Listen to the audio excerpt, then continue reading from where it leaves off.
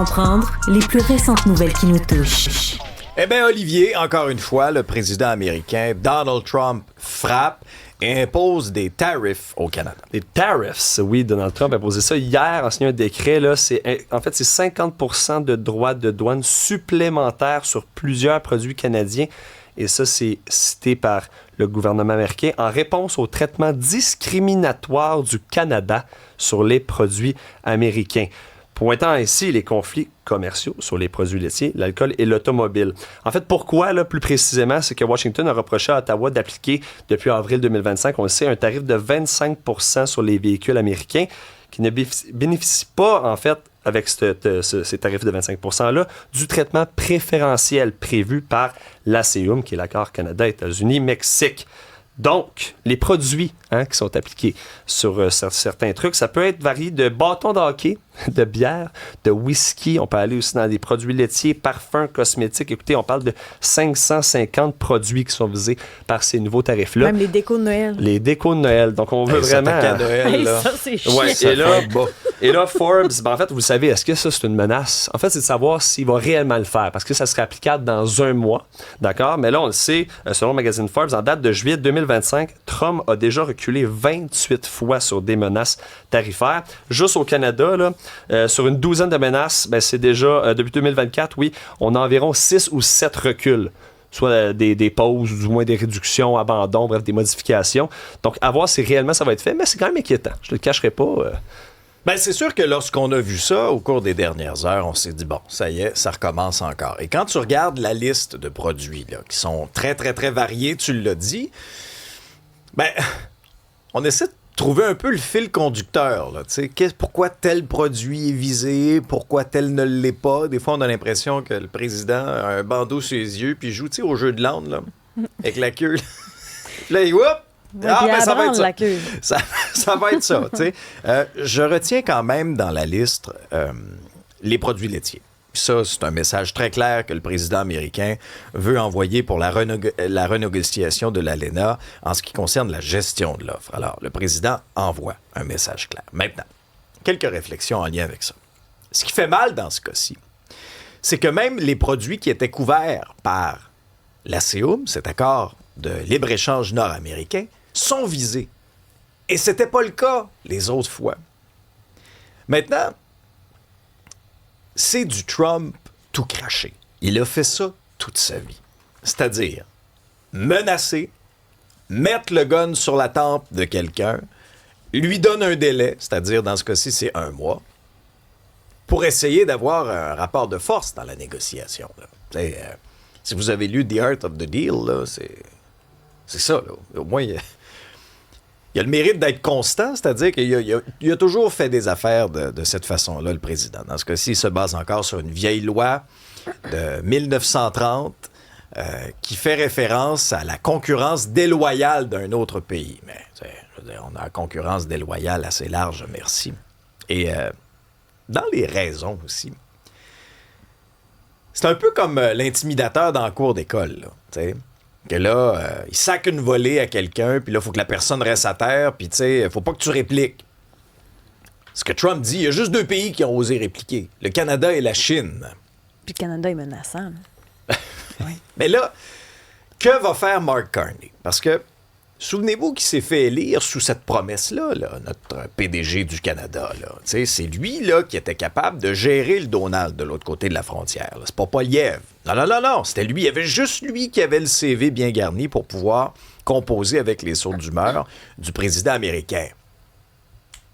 Vous voyez ce que ça donne? Êtes-vous réellement satisfait? On comprend que Carney a multiplié les voyages à l'étranger pour tisser de nouveaux partenariats et la réponse du Canada en termes de déclaration est teintée de ça, notamment. Ottawa a dénoncé une violation directe de l'accord de libre-échange. Carney a affirmé que les relations commerciales avec les États-Unis sont durablement transformées et veut poursuivre quand même les négociations dans les prochaines semaines. J'ai quand même hâte de voir, puis ce sera intéressant aujourd'hui, c'est le Conseil de la Fédération là, à Charlottetown, sur l'île du Prince-Édouard. Est-ce que tout le monde va chanter à l'unisson? Parce que souvenez-vous de Doug Ford, premier ministre ontarien. Lui, il est émotif, là. Oui. C'est un sanguin, là. Lui, souvenez-vous, là, lui, il était prêt à fermer le breaker, là, puis à ne plus alimenter les Américains en électricité. Ça n'avait pas plu à Trump, qui avait vraiment sorti de ses gonds, à imposer une autre menace, et finalement, Ford avait reculé dans ce cas-ci. Ford, lui, ce qu'il a dit essentiellement dans sa réaction, c'est qu'on devrait imposer des tarifs dollar pour dollar, coup pour coup. C'était un peu la stratégie de Justin Trudeau. Or, avec du recul, il faut quand même s'apercevoir que même si Justin, lui, il saute sur lui-même puis il tournoie avec Katy Perry, lui, c'était la stratégie. Parfait, tu me frappes, tu me donnes un coup, je te donne un coup. On répliquait, là, tarif pour tarif. Et là, cette réaction-là avait été quand même un peu dénoncée par certains qui disaient, ben là, on va-tu piquer l'ours qui dort? Est-ce que réellement, présentement, avec Mark Carney puis son approche là, de courbette, là, est-ce que c'est réellement mieux? Pas convaincu. Jusqu'à date, pas convaincu du tout. Du tout. Et là, ben, ça aura quand même des conséquences pour certaines industries. Je lisais ce matin pour toute l'industrie du meuble. Là. Aïe, aïe. C'était déjà dur pour cette industrie. C'était déjà dur pour l'industrie du meuble, tu as entièrement raison. Quel impact aura cette nouvelle salve de tarifs? Mais est-ce qu'on doit le prendre au sérieux ou c'est juste une stratégie de peur? Ben, il a reculé plein de fois. Est-ce qu'on est encore face à un taco Trump? Trump always chicken out. Puis si vous tapez ça sur votre moteur de recherche ou sur vos réseaux sociaux, vous allez trouver des montages assez savoureux. Merci. Qui ne doit pas faire l'affaire du principal intéressé. Hein? Je pense pas nécessairement. Pendant ce temps-là, ben, c'est toujours extrêmement tendu au Moyen-Orient. Il y a eu une 10e nuit de frappe là, en Iran. Ça se répercute, Olivier, sur le prix du baril de pétrole et à la pompe aussi chez nous, même si on est à des milliers de kilomètres. Oui, puis tu sais, la semaine dernière, c'était autour de 1,80 le litre, puis c'était à peu près 1,75 quelques jours avant. Donc, il y a une légère augmentation, mais là, ce matin, on frôle les 2 $ dans certaines régions, entre autres à Repentigny, où un père de famille, là, je lisais un article, là, il disait juste depuis la semaine dernière, un plein était 15 $ d'essence de plus, en fait. Directement lorsqu'il a fait son plein, à la pompe. Et ça fera tout le temps les 1,95 un peu partout sur la carte de la régie. D'ailleurs, je l'ai mis, si Jean-François, tu peux l'afficher. Là. Peu importe où ce qu'on va présentement, surtout ici, par exemple, dans le coin de Montréal, mais aussi dans la grande région de Montréal, 1,95 à la grandeur, c'est 15 sous à peu près de plus que la semaine dernière.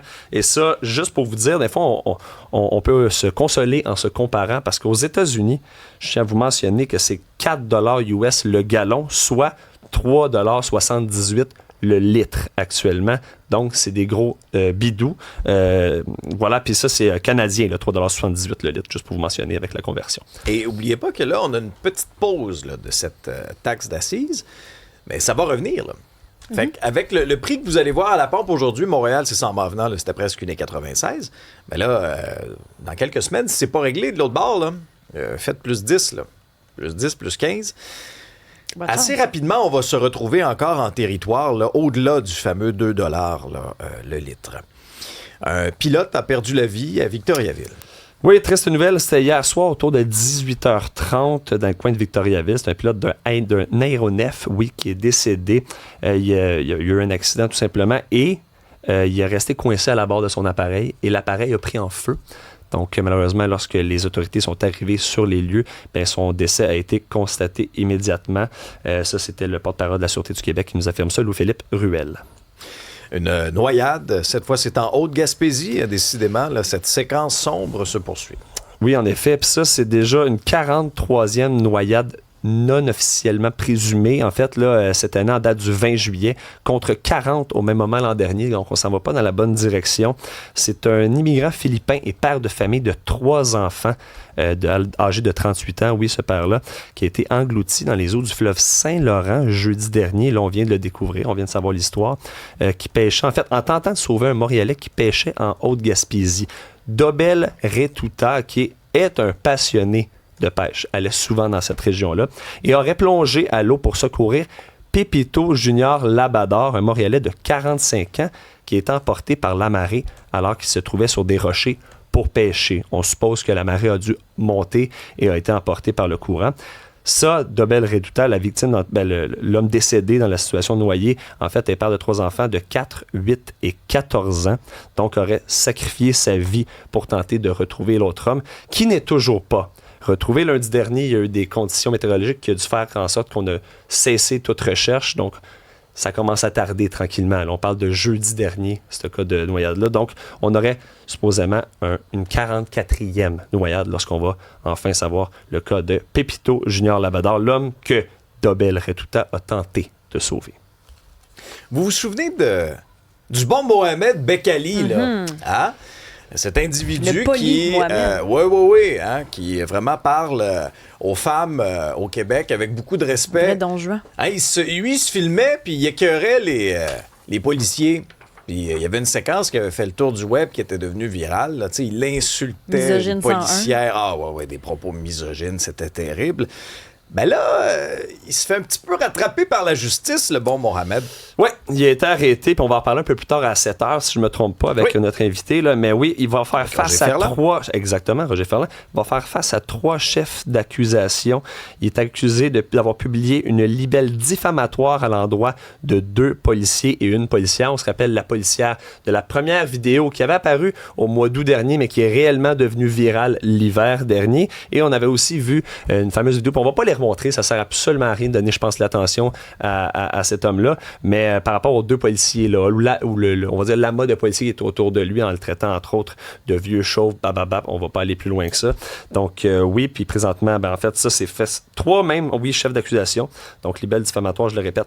Puis ça, c'est passible jusqu'à 2 ans d'emprisonnement pour des propos comme ça. Puis c'est un message clair là, que le SPVM envoie, et la mairesse a encore une fois répété que c'est inacceptable des propos comme ça et qu'on doit réagir. Mais il faut aller plus loin que juste le fait de dire, ben là, c'est inacceptable, ça n'a pas de sens. En effet.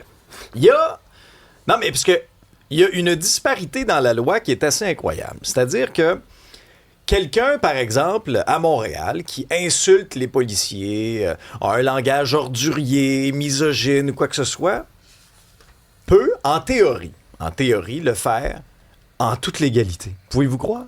Alors qu'ailleurs au Québec, dans d'autres villes, ben c'est pas comme ça du tout. Les policiers peuvent sévir envers ces grossiers personnages qui leur manquent de respect. Alors là, ça a été réclamé par la fraternité des policiers, ça a été décrié par tout le monde, puis nous, on regarde ça de l'extérieur, on se dit, voyons, comment ça se fait que c'est toujours pas le cas à Montréal? En plus, à Montréal, dans la métropole, des coucous, il y en a 2-3 là, à Montréal. Là, t'sais. Alors, j'espère pour la suite des choses qu'on va envoyer un message clair à tous ceux et celles, parce que ça, c'est une tendance qu'on voit de plus en plus. Moi, j'en ai vu passer quelques-uns, là, des gens qui se filment comme ça. Il y en a un autre aussi que j'ai vu passer, là, pour dire bien franchement, là, en termes de misogynie, là, ça rapporte des clics sur les réseaux. C'en est un exemple assez flagrant aussi, là, qui dénigre en disant « Ah, ben là... il disait à la policière quelque chose comme t'es juste une femme, t'attends les renforts. Vous voyez le genre de grossiers personnages, des actifs pour la société. Ça, c'est des actifs pour la société. Là. Alors, ces gens-là peuvent insulter les policières québécoises, les femmes québécoises, sans graves conséquences. Là, peut-être que les conséquences s'en viennent. J'ose espérer. Puis, en même temps, les plateformes aussi de réseaux sociaux ont une partie du blâme et de la responsabilité. Le fait de tolérer ce type de contenu-là, haineux, ben, c'est de l'incitation à la haine, là, c'est haineux, là. Le fait de tolérer la présence de ce genre de vidéos-là, pourquoi, dans le fond? Pour des clics. Hein? Pour des clics, là, ces plateformes-là contribuent à la propagation d'idées toxiques, à la propagation de misogynie. Mettez-vous aussi dans les souliers de ces policières-là. C'est humiliant là, de se retrouver comme ça. Puis après ça, ben là, quand tu questionnes ces géants du web, ben là, c'est jamais de leur faute. T'enfreins jamais les règles, il n'y a pas de problème. Tout pour des clics. C'est quand même... Ça rapporte. Non, mais c'est ça. Mais qu'est-ce que vous voulez? Hein? En 2026, on est dans ce monde-là. Puis si on le dénonce pas, si on le décrit pas, si on le souligne pas à grands traits quand ça arrive, ben, ça va devenir la nouvelle normalité. Puis moi, je veux pas qu'on parle aux Québécoises comme ça ici. Pas vrai. Pas vrai.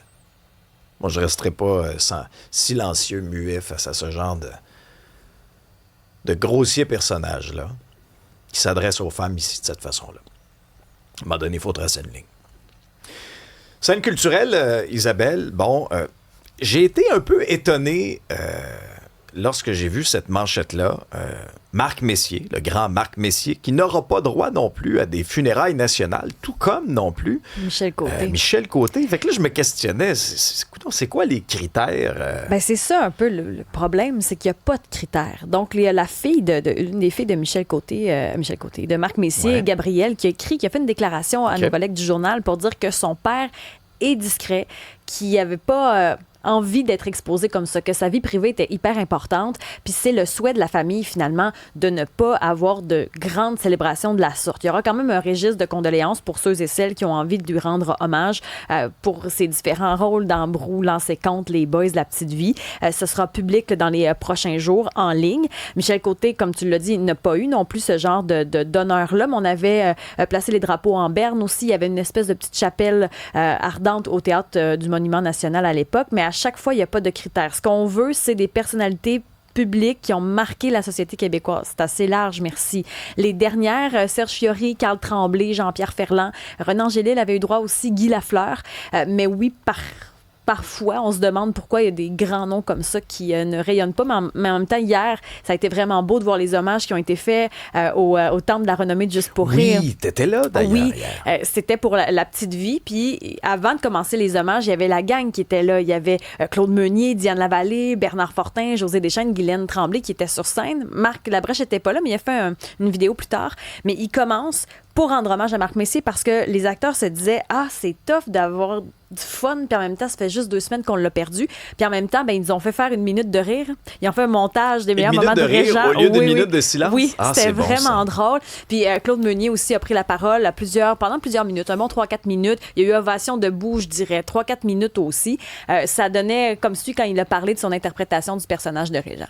Je vais vous dire une chose, quand Marc jouait Régent, il faisait pas juste les répliques de Régent, il devenait Régent. Il était habité par Régent. Je me disais, c'est pas la même chose, il était habité par Régent. Ah, il manquait la fin. Mais bref, ça a été vraiment agréable hier. Je vous en reparlerai d'ailleurs de La Petite Vie parce qu'il y a eu d'autres bons moments, mais disons que cet événement-là arrivait bien pour essayer de panser nos plaies ou je ne sais trop vivre ça en communauté, finalement, ce départ-là qui nous attriste encore 2 semaines plus tard. Tu sais, Régent parlait de lui à 3e personne. Mais ça, probablement que ça a popularisé cette façon de faire. Là, t'sais. Fait qu'elle a bien aimé ça hier soir. Hein? Elle a bien aimé ça. Elle a bien aimé ça. Ben, elle a trouvé que c'était long. Ah oui? Parce que c'est 2 émissions de télévision, hein? Fait qu'elle s'est couchée tard. Fait qu'elle s'est couchée très tard. Elle n'a pas beaucoup dormi. Fait qu'elle a l'air un peu poquée. Fait qu'elle va être un peu fragile aujourd'hui. Fait qu'elle va ricaner un peu plus.